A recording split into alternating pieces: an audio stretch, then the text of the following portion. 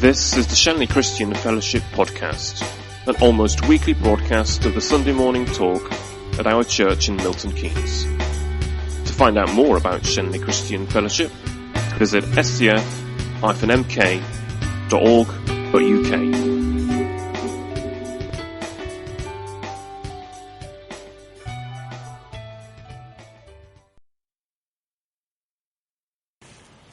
Well, we had the background last week, if you weren't here, the background to the book of Joshua as the people of Israel who've been wandering in the wilderness come to the edge of the promised land. An exciting moment filled with something like anticipation. And today is the first of 18 years of adventure, of exploration, of conquering, a packed full adventure and action thriller that we've got. Miracles and faith, deceit and intrigue, it's all there. Well, there's the film trailer. Let me read you the first opening episode of this really exciting book. We're going to read from Joshua chapter 2 and the first 15 verses this morning and pick up the first of the thrills and spills of this film. Mine's entitled Rahab and the Spies. Then Joshua, son of Nun, secretly sent 2 spies from Shittim. Go look over the land, he said, especially Jericho. So they went and entered the house of a prostitute named Rahab and stayed there. The king of Jericho was told, look, some of the Israelites have come here tonight to spy out the land. So the king of Jericho sent this message to Rahab, bring out the men who came to you and entered your house, because they have come to spy out the whole land. But the woman had taken the 2 men and hidden them. She said, yes, the men came to me, but I didn't know where they came from. And at dusk, when it was time to close the city gate, the men left. I don't know which way they went. Go after them quickly. You may catch up with them. But she'd taken them up to the roof and hidden them under the stalks of flax she had laid out on the roof. So the men set out in pursuit of the spies on the road that leads to the fords of the Jordan. And as soon as the pursuers had gone out, the gate was shut. Before the spies lay down for the night, she went up on the roof and said to them, I know that the Lord has given this land to you, and that a great fear of you has fallen on us, so that all who live in this country are melting in fear because of you. We've heard how the Lord dried up the water of the Red Sea for you when you came out of Egypt, and what you did to Sihon and Og, the 2 kings of the Amorites east of the Jordan, whom you completely destroyed. When we heard of it, our hearts melted, and everyone's courage failed because of you. For the Lord your God is God in heaven above and on the earth below. Now then, please swear to me by the Lord that you will show kindness to my family, because I have shown kindness to you. Give me a sure sign that you will spare the lives of my father and mother, my brothers and sisters, and all who belong to them, and that you will save us from death. Our lives for your lives, the men assured her. If you don't tell what we're doing, we will treat you kindly and faithfully when the Lord gives us the land. So she let them down by a rope through the window, for the house she lived in was part of the city wall. Exciting, gripping stuff. Risky living. Pop up the first one if you can, Phil. I'm going to look at 4 different things from this narrative account of this first exploration into the land. Well, maybe it's the second, actually, because there were previous spies, of course, that spied it out, but these 2 spies that go in. And the first thing is to look at Rahab, the person. Here she is, prostitute, living in perhaps the red light district of Jericho, the cheap terraced housing on the edge of the city, butted up against the city wall. If somebody attacked the city, then your house went first. So maybe it was the cheap terraced housing on the edge, the poorest estate, and Rahab's the rejected person in her society because of her morals. So that's where the story starts. But amazingly, God chooses to use Rahab to fulfill part of his plan. of going into the promised land. And Rahab becomes, well, internationally renowned. We're talking about her today, 3,500 years later. She's mentioned in Hebrews 11 as a person of great faith, with a gallery of heroes from our Bible stories. What a strange person to include in this. But Rahab is somebody who shows faith. And she's commended for her faith. Ultimately, Rahab is saved by the mercy of the Israelites. Not by the deeds she did, but by the mercy that God showed her. God's mercy at work. God wants everybody, whatever their morals, whatever their background, wherever they live, God is so passionate in wanting to have a relationship with them. Do you remember the beginning of John's Gospel? John chapter 3, he's talking about, he's sort of painting a picture of what Jesus was like and what he did in his life. And he does a little summary in the third and fourth chapters of John's Gospel. And in John chapter 3, he talks with Nicodemus, the Pharisee, the elite of society, the most important person. And then in John chapter 4, we suddenly get another account of Jesus speaking to the woman at the well, the Samaritan woman, the dregs of society in those days. John's trying to say that the gospel of Jesus Christ was preached to all sorts of different types of people. And that's true today, and it was true in Rahab's time. And Rahab needed to know the God of the Israelites just as much as we do today.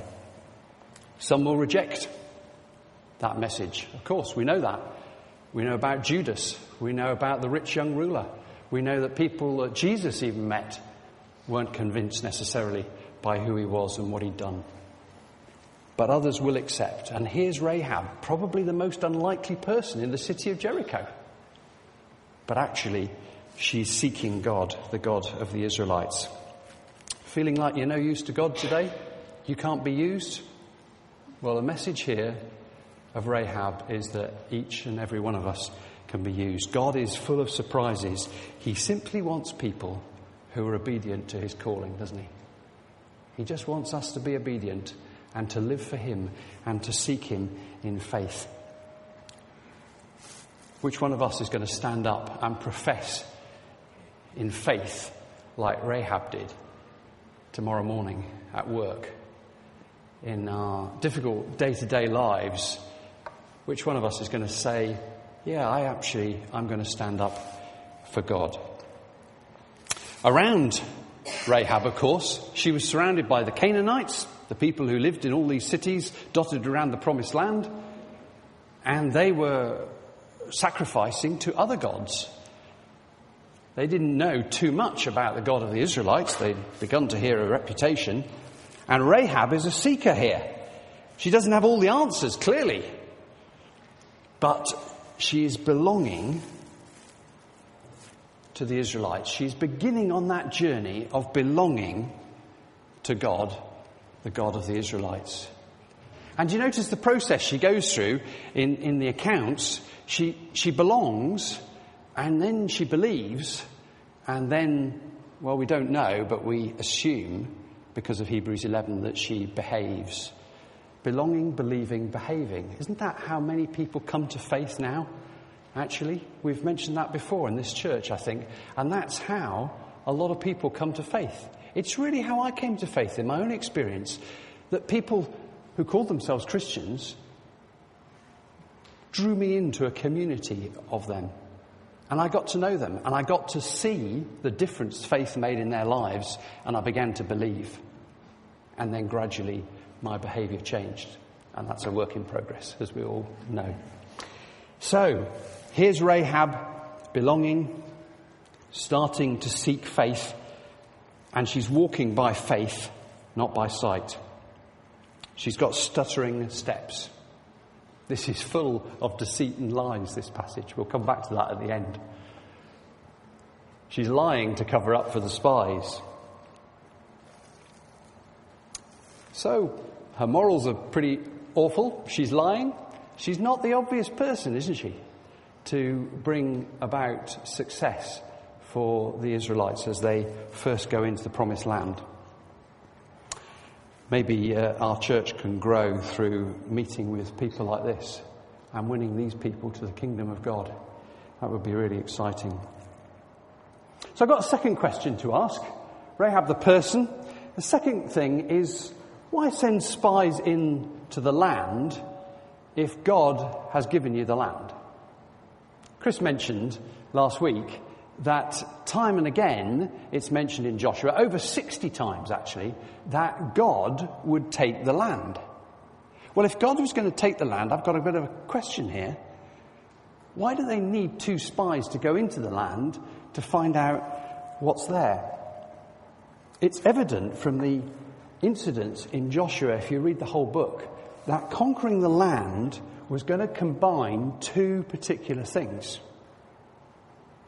One is God's grace and his miraculous provision for those people as they enter this new land. There's no doubt about that. But also, it combines with human tactics. Joshua uses all sorts of tactics which are very human. So maybe the spies are being sent in to actually genuinely find out what the land is about, report back to Joshua. We assume that that's the case. And so it's part of the combination of faith and action going hand in hand. Well, ultimately God gave the instructions, and when they were followed in each of the stories in this thriller, then God gave them success. If they didn't follow those instructions, failure arrived, and we'll read about that in a few more chapters' time and another week.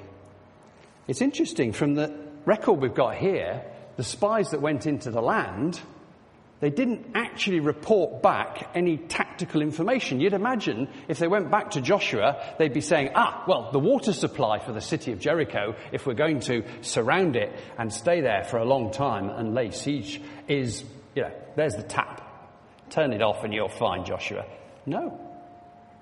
In fact, the only report that they give back to Joshua is the words in verse 24.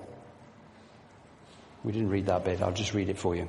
They said to Joshua when they came back, "The Lord has surely given the whole land into our hands. All the people are melting in fear because of us." The only report they gave back was actually of the glory of the Lord and what the Lord was being said about or talked about in the city. That was the only report back. So why wasn't there all sorts of tactics?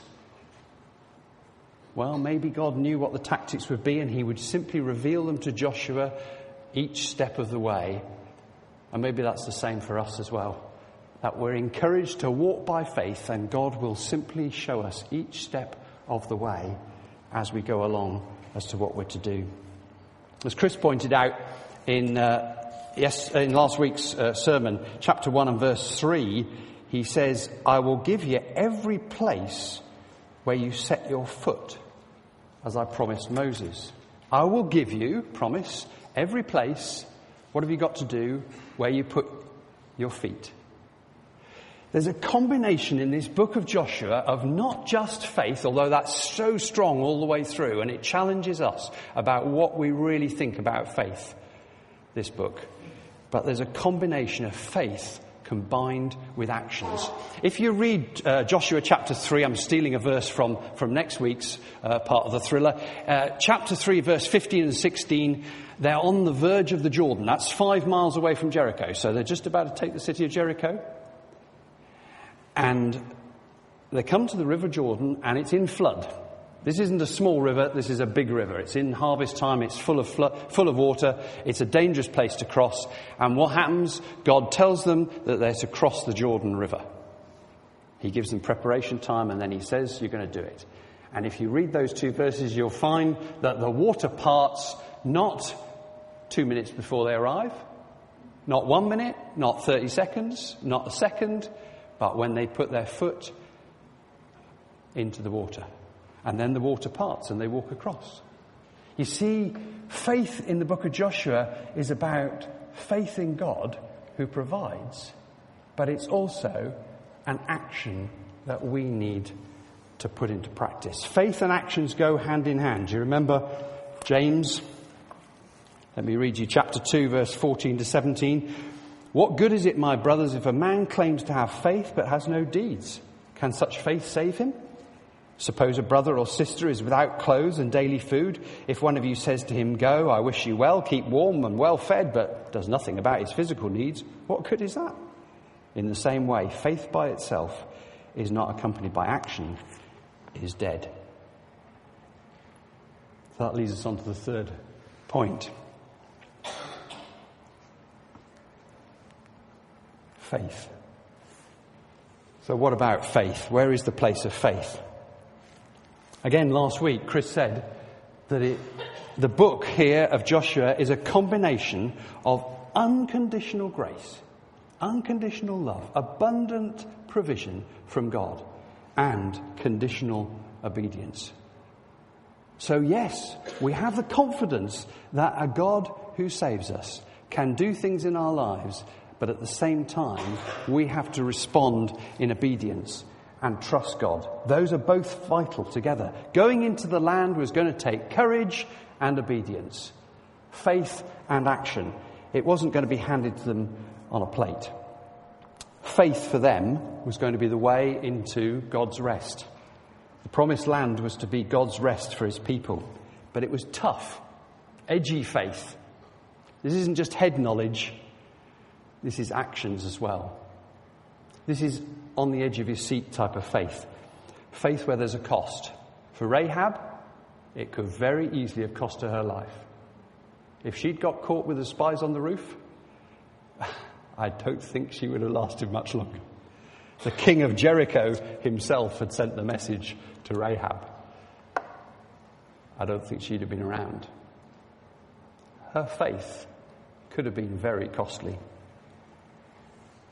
It's a challenge to us, isn't it?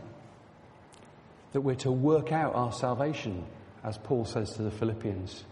Work out your salvation. That's not gaining salvation by work. That's not what that means.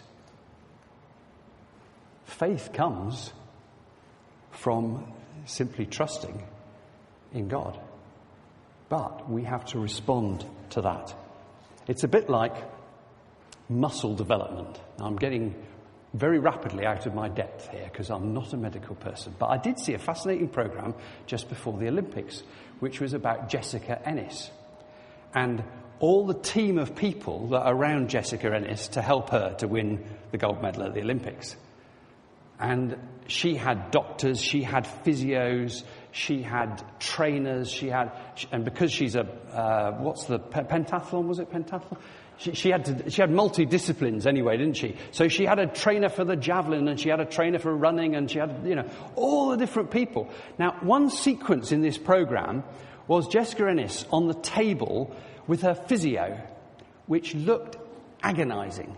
I mean, it was you could see on her face, they filmed her face, and she was going through agony because there was one muscle in her leg which wasn't quite right or whatever. And they were trying to get this muscle sorted out before the Olympics. And they were stretching it and bending it and, we're going to have to put some weight training on this and all this sort of stuff. And you think, oh, poor lady, does she really have to go through this to get a gold medal? Yeah. They have to train and they have to exercise every muscle in the body for every single event that she was doing. And it's like that with our faith. How's your muscle development of faith? You see, faith doesn't grow unless you put it into practice, does it? We know that. If you're a Christian, you know that today. Your faith doesn't grow unless you exercise that muscle. And each time you exercise it, what happens? You trust God for something bigger. Your faith grows. You can believe for something more.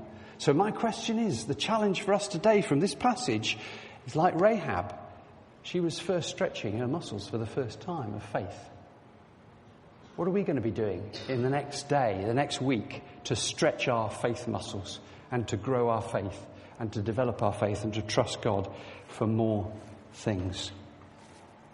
And it wasn't an easy situation for her.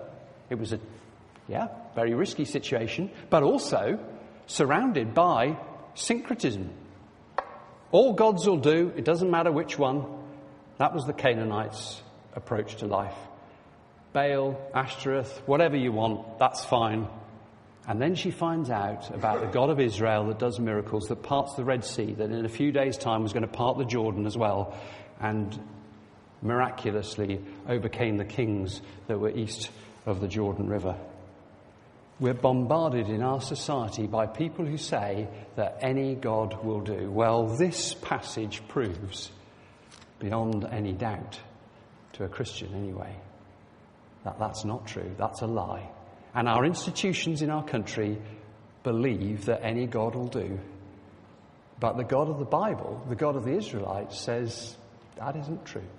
That is simply not true. This God is above all other gods. And she's surrounded by that, and yet she begins to seek out the real, true God. Do you know, the exciting thing is that in the message today, there's the opportunity for us to change our allegiance, to actually change from what we know perhaps of other gods or things that sweep into our lives and take over. And the exciting thing is that you can take the Rahab route. You can decide to change your allegiance and actually to search today for the one true living God, the God of the Israelites, the God that we know now through Jesus Christ, his Son. That's an opportunity. And you know, the exciting thing is that it is exciting. That the God of Jesus Christ, the Son of that God, is actually available and alive and ready to meet with us today. And we can have a relationship with him today. You just have to change your allegiance. You just have to say, those other gods are no good. And this God is the right God, and to follow him. Because that God is a God of love, an abundant God, a God with ultimate authority over our world and all that goes on. And that's what Rahab began to recognize. And that God longs us to worship him and to follow him. So when the comfort zone is broken into in our lives, we can do two things. Rahab must have had that dilemma. When the spies first came, she could have said, I'm going to shore up my defences and say, goodbye, I don't want anything to do with you, and sent the spies on their way.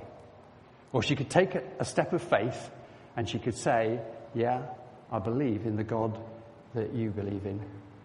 And although I'm learning about him still, and I've got a long way to go, I want to take another step towards that. And I want to actually say, yeah, I'm going to hide the spies. We've got a choice each day of what we're going to do with the faith that we have, the faith of that God. What are we going to do? Are we going to step out in faith? Are we going to share tomorrow morning with somebody at work? I'm just thinking about Richard and James have just shared where many of us are in that situation where tomorrow morning we'll be meeting with work colleagues. 5 meetings, Richard, you poor man, you need our prayers. But we're going to have the opportunity, probably sometime tomorrow, to say something about the faith that we believe in. What did you do over the weekend? Oh, well, I went to church and we heard this amazing story. Whatever. There's also some real encouragement in this passage for those of you who may be praying for family members. The outcome of one person's faith in a family actually has resulted in chapter 6, verse 25. You can look up the end story of this. When they take Jericho in a miraculous way, of course, they walk around the walls 13 times and the walls collapse. A very great shortage of tactics in that maneuver, by the way. Although later on the tactics come in other battles. But in the fall of Jericho, it's not even a battle, really. It's an amazing miracle that happens. They walk around the walls 13 times and the walls collapse. Ridiculous. But it's true. That's what happened. Architecturally, you can still see that today in Jericho, and you can see the excavation of the walls and the collapse of the walls, and amazing to see that. And you can even see houses like Rahab might have had in the walls. But Rahab's family is spared through that. Everybody else in Jericho is wiped out, but Rahab and her immediate family are physically spared.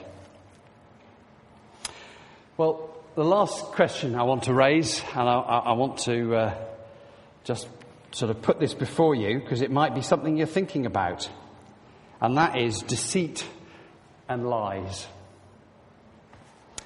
What about Rahab's lies? Was that acceptable? She was doing God's work, as it were. Was that allowed? Do you think God accepted that? Let's make it clear, in the Bible that I've got, God never accepts lies. Never. There are many, many verses that you can look up that say God never lies. Titus 1:2. He never lies. The Ten Commandments tells us not to lie. So there are streams of passages which say God doesn't lie. So what about Rahab? She covered up. She tells about 4 or 5 lies, actually. There's a whole web of them. She even sends them off down the road, get them out of the place, to quietly get the spies out. So is that acceptable? Well, it reminded me of a story that many of you may have heard of, Corrie ten Boom. Do you remember the Jews being hidden by her during World War II, Nazi occupation? And they would have killed the Jews, and she hid the Jews and risked her own life, a bit like Rahab, really. Risked her life for hiding people. Was that the right thing to do? I guess she must have told a lot of lies to keep those people there. Was that acceptable? Well, there's a little bit of a conundrum for you to think about. My view is she was saved in spite of her lying and not because of it. But I'm going to leave growth groups to pick up the next part of that story during this week, because that's one of the questions you're going to look at in growth groups. So there's a little trailer for growth groups. The next part of the film, I want you to have a think about whether it's acceptable to do what Rahab did and use deceit and lies to cover up for God's glory. So there are 4 thoughts from Rahab, that amazing story at the beginning of a really exciting adventure. And I hope you're going to travel on this adventure, because Joshua is one of the most exciting books in the Bible. It's full of action, it's full of things that happen, and it's full of teaching for us to think about how we apply that in our lives today. So let's just pause and reflect while Ali and the worship group come back and play a final song, which is Restore, O Lord, the honour of your name, because we all as Christians long to restore God's name,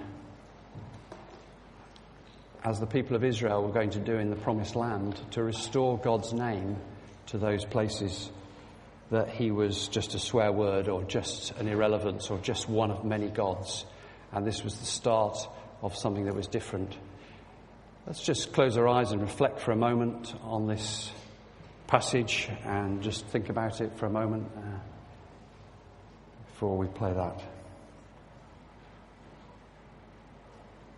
Just as you think, you might consider what's the step of faith, the action that God is challenging you to take in the week ahead.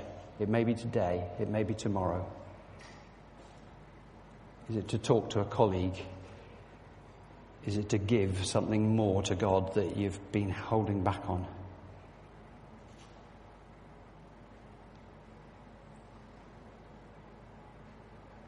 Heavenly Father, we just thank you that when we walk in faith, when we trust you completely, you are wonderfully gracious to us.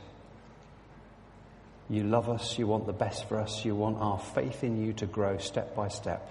Give us faith challenges in the week ahead and help us to be obedient to respond to those.